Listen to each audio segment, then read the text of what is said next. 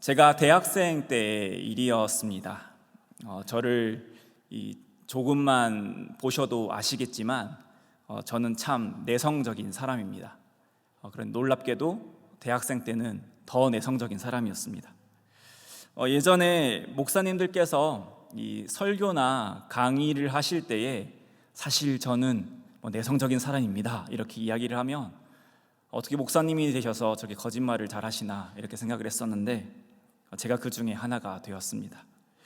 지나치게 내성적이고 소극적인 저는 이 대학교 때 자연적으로 이 겉도는 흔히 말하는 아싸가 되었습니다. 그때 교회에서 친하게 지내는 친구와 같은 대학 또 같은 학과를 가게 됐는데 그 친구와 1년 내내 이렇게 같이 붙어 다녔습니다. 다른 친구들이랑 어울릴 생각은 전혀 하지 않았고 또 그 친구와 늘 밥도 먹고 수업도 같이 듣고 항상 같이 붙어 다녔습니다. 그래서 이제 학과 친구들이 너희들이 커플이냐고 이렇게 아주 불쾌한 이야기를 했지만 그런 고난을 이겨내고 그 친구와 꿋꿋이 함께 같이 다녔습니다. 그러다가 이제 방학을 할 때에 그 친구가 어떤 행동을 저에게 했는데 제가 그 친구의 행동을 보고 좀 상처를 받았습니다. 지금은 이게 무엇이었는지 기억이 나지 않을 정도의 아주 사소한 그런 행동이었는데 저는 그 친구의 행동을 보고 판단했고 또 그 판단으로 인해서 착각을 했습니다. 저는 그 친구가 나한테 화가 많이 났구나라고 짐작했습니다. 근데 무엇 때문에 아무리 생각을 해도 무엇 때문에 화가 났는지 알 방법이 없는 겁니다. 그러면 이 친구한테 너 나한테 뭐 화난 게 있니?라고 한번 물어보면 되는데 정말 소심했던 저는 그걸 물어볼 엄두조차 내지 못했습니다. 그러니까 왜 그러지 하면서 끙끙거리기만 했습니다.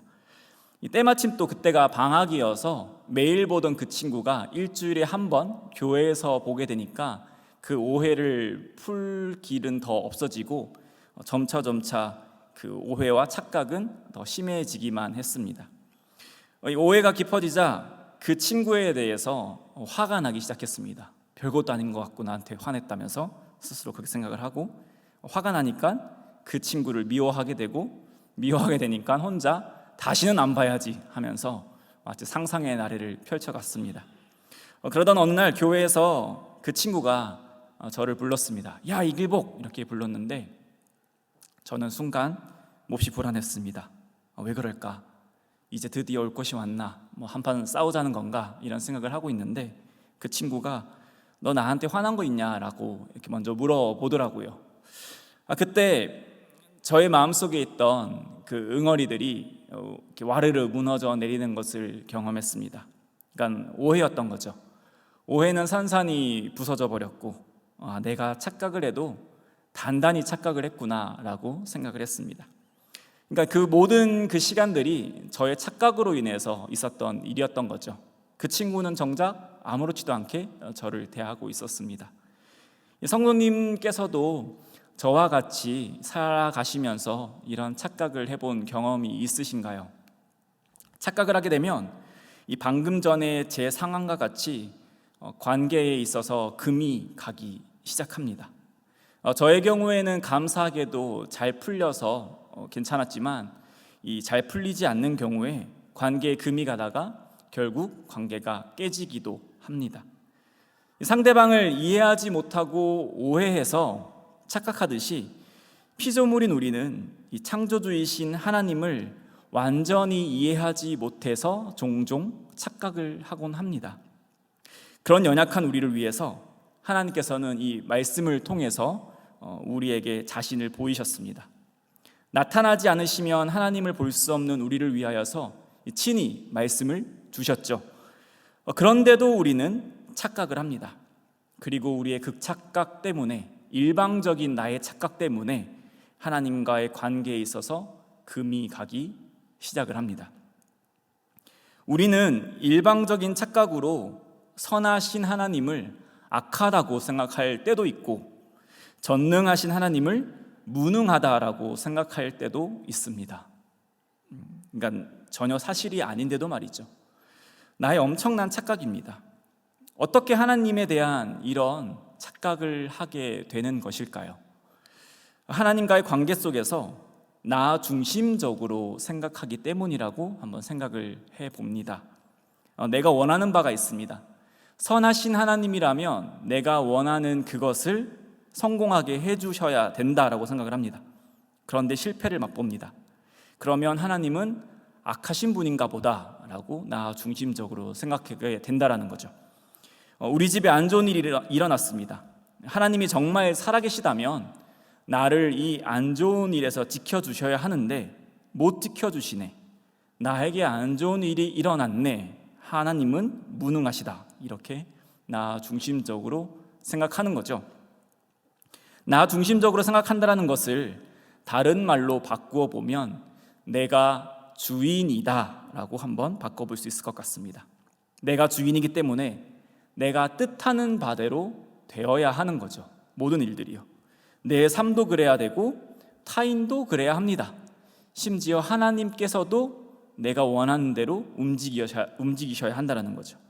우리가 이런 식으로 착각을 한다면 당연히 하나님과의 관계에 있어서 금이 갈 수밖에 없습니다. 참된 주인은 하나님 한 분뿐이신데 내가 주인이라는 이 착각을 하게 되면 모순이 생기는 거죠. 두 주인은 있을 수 없기 때문입니다. 성도님들의 우리 주인은 누구십니까? 나의 주인은 누구신가요?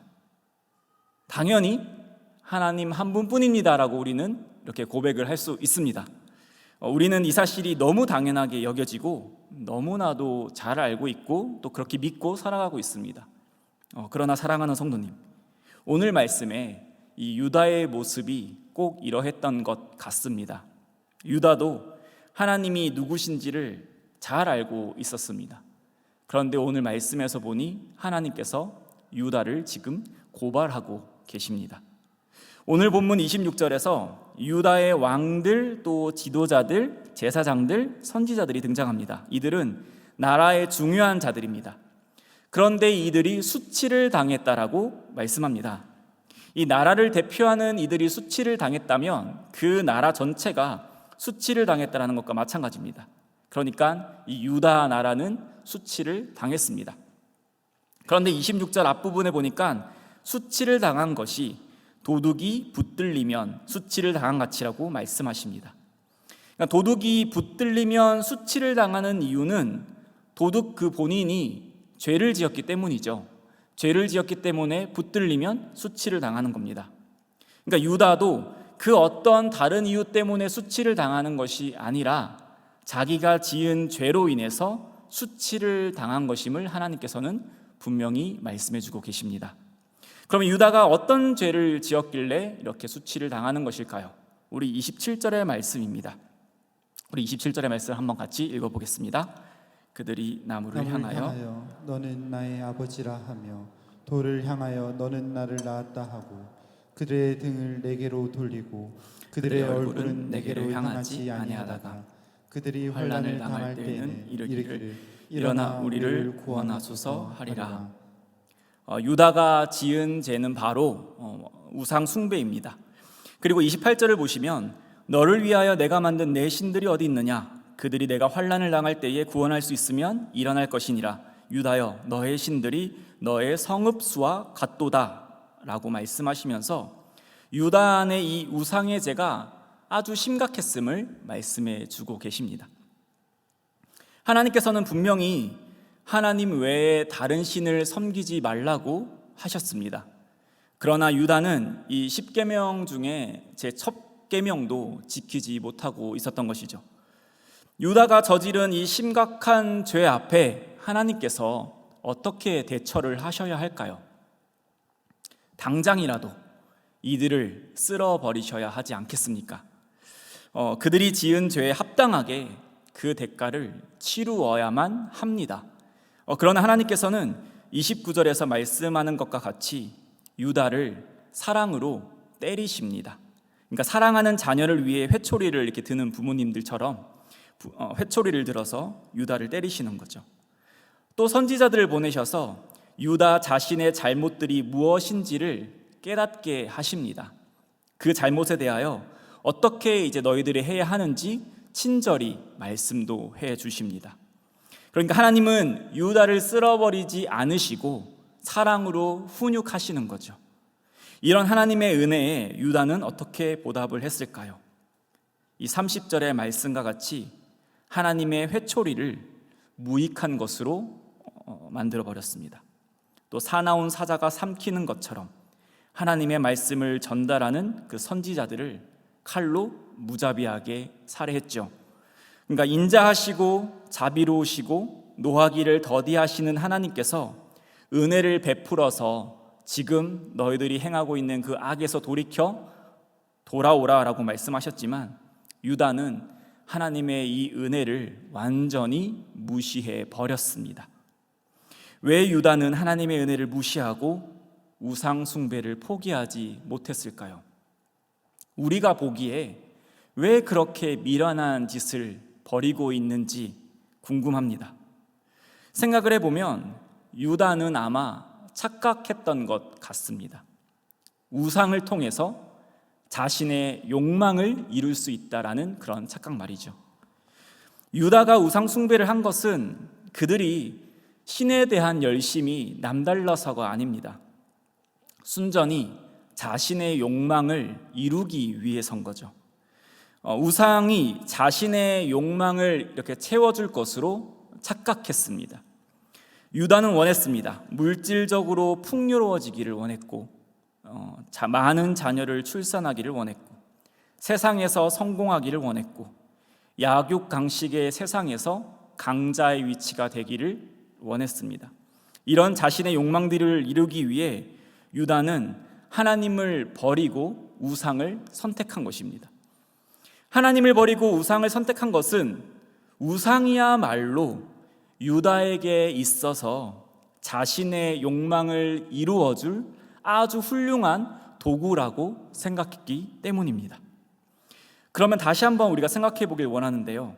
유다가 자신의 욕망을 위해서 그 하나님을 버리고 우상을 선택했다라는 것은 다시 말하면 또 어떤 의미를 가지고 있는 걸까요? 그것은 유다가 우상을 선택했다라는 것은 하나님에 대한 기대가 사라져 버렸다라는 겁니다. 그리고 그 기대는 욕망과 관련이 있습니다. 즉 유다는 하나님을 자신의 욕망을 이루어주는 그런 도구로 착각했다라는 겁니다. 하나님께서는 유다에게 분명히 많은 복을 약속하셨고 또 실제로 주셨습니다. 그러나 그 복은 하나님의 백성이기 때문에 얻는 아주 작은 선물에 불과합니다. 유다에게 있어 가장 큰 복, 절대적인 복은 무엇입니까? 우리가 다 아는 것처럼 그들이 하나님을 안다라는 것이죠. 그들이 하나님의 백성이라는 것, 또 그들이 그 하나님 앞에 예배 드릴 수 있는 것, 그것이 그들이 받은 복입니다. 그러나 그들은 절대적인 그 복을 가치 없게 여기고 작은 선물에 집중하기 시작했습니다. 하나님을 믿었으니까 물질적으로 풍성해져야 하는 것이고 하나님께 순종했으니까 세상에서 성공해야만 하는 것입니다. 하나님의 백성이니 자연스럽게 세상의 주인, 기득권층이 돼야 된다라고 생각했던 거죠. 점점 착각하기 시작합니다. 그들은 하나님께 향해 있던 시선을 돌려서 자신을 바라보기 시작했습니다. 선천적으로 새겨져 있는 죄에 집중하였고 그리고 자신들의 욕망을 마주하게 되었습니다. 이제 그들은 자신의 욕망을 채우기 위한 하나님의 백성으로의 모습을 상실한 자들이 되었습니다. 더 나아가서 이 왕이신 하나님을 왕자에서 끌어내고 자신들이 만든 왕관을 쓰며 스스로를 왕이라고 착각했습니다. 유다가 아무리 자신의 욕망을 이 하나님을 통해서 실현시키려고 해도 당연히 하나님은 유다의 욕망을 이루어 주실 마음이 전혀 없으셨습니다. 오히려 하나님은 이 유다의 욕망에 대해 어떻게 대하시나요? 하나님은 유다에게 내가 너의 유일한 하나님이다를 다시 말씀해 주십니다. 때로는 이렇게 회초리를 드시면서 헛된 욕망을 내려놓으라고 말씀하십니다. 선지자들을 보내어서 죽음으로 달려가는 그 길을 제발 멈추고 다시 돌이키라고 말씀하십니다. 유다의 주인으로서 또한 유다의 아버지로서 하나님은 그 무서운 착각을 멈추라고 말씀하시는 거죠. 그러나 유다는 그 욕망을 버리지 않습니다. 착각하기를 멈추지 않습니다. 여전히 욕망을 붙잡고 있기에 유다의 욕망과 하나님의 말씀이 서로 부딪힙니다.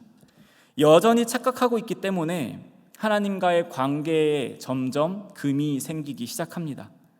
그런 유다를 보시면서 끊임없이 돌아오라고 말씀하시는 그 하나님의 사랑을 보면서 유다는 자신이 원하는 바가 욕망이구나, 내가 지금 엄청난 착각, 그러니까 죄를 짓고 있구나라는 것을 깨닫고 멈춰야 했습니다. 그러나 유다는 계속해서 말씀드리지만 멈추지 않았습니다. 자신의 욕망을 붙들었고 자신의 착각 속에 빠져 살았습니다. 그렇다면 무엇이 이들을 욕망에 눈이 멀게 했을까요? 이들이 하고 있는 그 착각의 정체가 과연 무엇일까요? 그것은 바로 앞서 말씀드린 것처럼 내가 주인이라는 그 착각입니다. 하나님께서는 28절에서 말씀하셨습니다. 너를 위하여 내가 만든 내 신들이라고 말입니다. 우상이 존재하는 이유는 나를 위해서 존재하는 것입니다. 나를 위해 신을 직접 만든 것이죠. 우상은 철저히 나의 욕망을 위해 존재하는 피조물입니다. 내가 주인이라고 착각하니 내 욕망은 반드시 이루어져야 한다라고 착각을 합니다. 내가 주인이기 때문에 하나님께서 주인이 되실 수 없습니다. 그래서 하나님도 내 욕망을 이루어 주시는 분으로 착각하는 거죠. 그러니까 마치 도깨비 방망이와 같은 것 같습니다. 내가 금을 얻고 싶은 욕망을 가지고서 도깨비 방망이를 뚝딱 휘두르면 금이 탁 나오는 그런 신기한 도구 정도로 하나님을 여기는 것 같습니다. 아니라 할지 모르겠고 그런 적 없다라고 할지도 모르겠습니다. 유다는 여전히 하나님의 성전이 있었고 그곳에서 제사 드렸고 율법의 일부분을 열심히 지켰을지도 모르겠습니다. 그러나 겉으로 고개 숙이고 하나님을 주인으로 고백한다고 해도 하나님은 그 마음을 이미 잘 알고 계십니다. 우리는 영화나 드라마에서 많이 보았습니다. 회장님께 충성한다고 이렇게 무릎을 꿇습니다. 실제로 회장님을 위해서 최선을 다해 많은 행동들을 합니다. 그런데 속으로는 음흉한 생각을 하고 있는 거죠. 내가 회장을 이용해서 더 높은 자리로 나아가야겠다. 그러면 이 사람은 과연 이 회장에게 충성하는 사람이라 할 수 있을까요? 하나님을 주인으로 고백한다고 하나님 앞에 겉으로 보기에 최고의 제사를 드린다고 할지라도 여전히 내 마음은 내 욕망을 채우는 것으로 가득 차 있고 그래도 주인은 나다라는 착각을 하고 있다면 하나님 또한 그들의 욕망을 이루기 위해 만든 우상과 다를 바 없는 존재로 여기고 있는 것입니다. 그래서 우상이 나를 위해 존재하듯 하나님도 어느샌가 나를 위해 존재하는 신으로 되어버린 것입니다. 주인이 되고자 하는 유다의 노력은 이렇습니다. 31절에서 말씀하시는 것처럼 유다는 온갖 우상을 사랑하면서 하나님에 대하여는 우리는 노였으니 다시 주께로 가지 아니하겠다라고 말합니다. 32절에서 처녀에게 소중한 폐물, 신부에게 중요한 예복을 비유로 드시면서 유다는 그들을 구원하신 하나님을 오랫동안 잊었다라고 말씀합니다. 33절에서 유다의 악행이 워낙 심해서 다른 이들이 오히려 그 악행을 배울 정도라고 말씀하시고 34절에서 죄 없는 가난한 자를 죽인 피가 그들의 옷에 묻었을 정도로 죄가 가득 넘치는 것을 지적하십니다. 이 자신이 주인이라는 착각으로 인해서 유다가 얻는 결과가 무엇인가요? 유일한 주인이신 하나님으로부터 그것이 착각이었음을 깨닫게 될 것입니다. 심판받음으로 말이죠. 사랑하는 성도님, 우리도 이 유다와 똑 닮은 자들이었습니다. 유다와 같이 단단히 이 착각 속에 빠져서 살아가던 자들이었습니다. 착각에 빠져서 누구보다 욕망에 충실하며 살아가던 자들이 바로 우리였습니다. 당연히 세상에 관심 많고 세상에서 말하는 성공의 그 대열에 끼려고 부단히 노력하던 자들이 바로 우리입니다. 그 성공을 위하여서, 내 욕망을 위하여 돈, 인맥, 학벌, 지식, 권력 등 겉으로든 속으로든 수많은 우상을 만들어내고 그 우상이 내 욕망을 이루어줄 것으로 착각하며 살던 자들이 바로 우리입니다. 착각은 스스로의 깨달음으로 빠져나올 수 없습니다. 우리가 내가 주인이라는 착각에 빠져서 욕망의 늪에 빠져서 허우적허우적 거릴 때에 영원한 형벌이 확정되고 결코 그 사실이 바뀌지 않는 절망 가운데 예수님의 사랑으로 우리는 그 늪에서 건진받았습니다. 우리의 착각은 예수님으로 인해 산산조각 나버렸습니다. 우리의 추악한 욕망과 착각은 십자가에 같이 못 박혔습니다. 그래서 우리는 이제 내가 주인이라는 착각에서 벗어나 하나님만이 주인이시라는 사실을 알게 되었습니다. 그러니 사랑하는 성도님, 이루 말할 수 없는 그 하나님의 놀라운 은혜에 기쁨으로 감사하는 우리가 되기를 소망합니다. 내가 주인이라는 착각에서 이미 벗어나 오직 하나님만을 나의 주인으로 섬기며 살아가는 우리 복된 삶을 살아가시기를 소망합니다. 그러나 이미 그 예수님의 죽으심과 부활하심으로 자유케 된 우리이지만 또다시 착각 때문에 하나님과의 관계에 금이 갔다라고 생각하시는 분이 계시진 않습니까?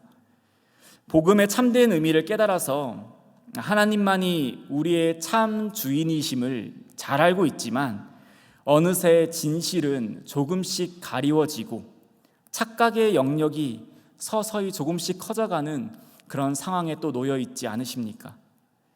하나님을 분명히 믿지만 세상을 살아보니 믿는 것만으로는 안 되고 돈도 역시 많이 필요하더라, 권력도 필요하더라 라고 또다시 착각의 늪으로 빠지고 계시진 않으신가요?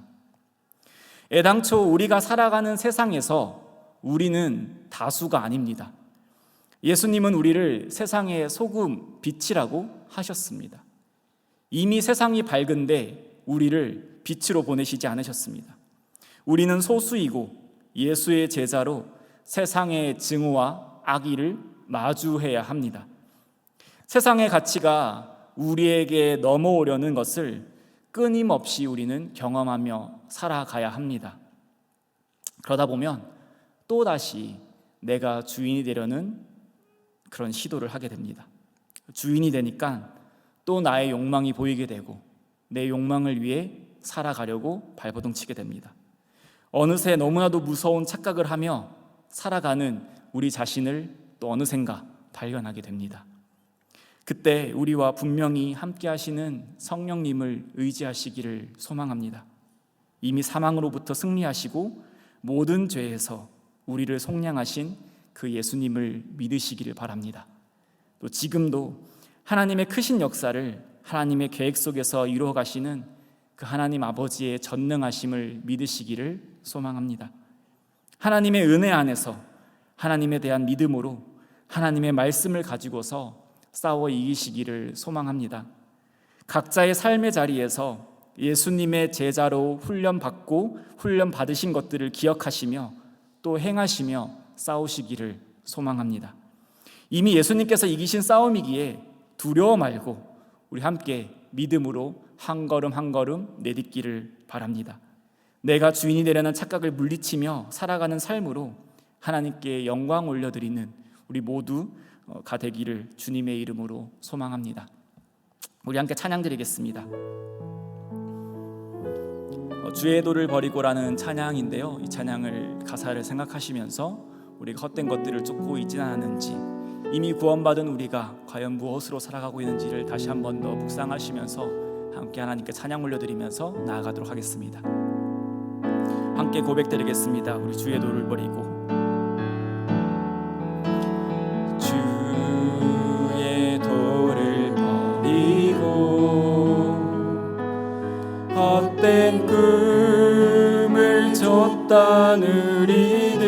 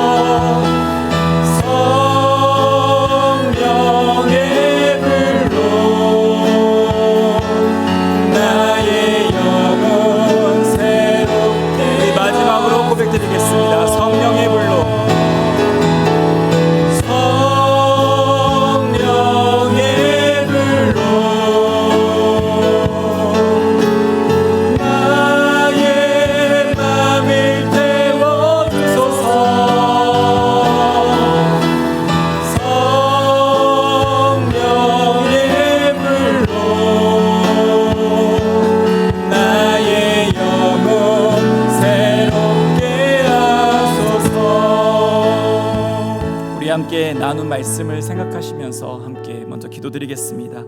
우리 먼저 욕망과 착각에 빠져 살아가는 우리를 친히 구원해 주심을 감사드리며 이제 귀한 사명 감당하며 또 감사함으로 살아가는 주님의 자녀들 되게 해달라고 함께 기도하길 원합니다.